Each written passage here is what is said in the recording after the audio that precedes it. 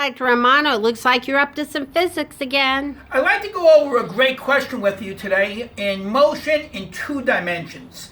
This is a little bit tricky, but if you understand how I explain this, you should have no problem at all. Let's do an example. A ball is thrown horizontally at 18 meters per second from a roof of a building, and it lands 24 meters from the base. The first thing you're going to do is to draw a picture. So I draw a building, I draw a person, and that person is throwing something out at 18 meters per second horizontally.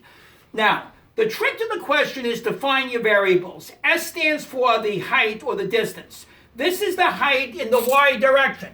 So we don't know this, and we know it landed 24 meters from the base, so that's the distance in the x direction. So what I do is I label the height being sy and the distance horizontally is s of x. So what I now do is, you can see you have 2 distances, so that tells you you're in 2 dimensions. Now, the ball is thrown horizontally with an initial velocity of 18 meters per second, but notice I call it VIX. VIX means the ball is being thrown along the x-axis. So in a little while, when I have VIY is 0, you're going to understand why. The velocity in the y direction is 0 because it's being thrown horizontally. Okay, where do I start? Well, the first question says, how long does it take to hit the ground? So I can envision this. You throw a rock off a building, or in this case, it's a ball, and we want to know how far it's going to land from the base. The first thing we're going to do is we're going to write down the distance formula. S is 1/2 AT squared plus VIT. But notice I break it up into SX, AX, and VIX. Well, the SX distance is 24. The acceleration in the x direction is 0. That's another thing kids get wrong. The acceleration in the y direction is negative 9.8 meters per second squared. Why negative? Because it's going downward. So as you can see, there is no acceleration along the x-axis. The only thing that's pushing it down is the acceleration due to gravity that's in the y-axis. So that's a 0. VIX is 18. We don't know t. 24 over 18 gives you 1.33 seconds to hit the ground. All right, part B. How high was the building? Or how high were we from here to here?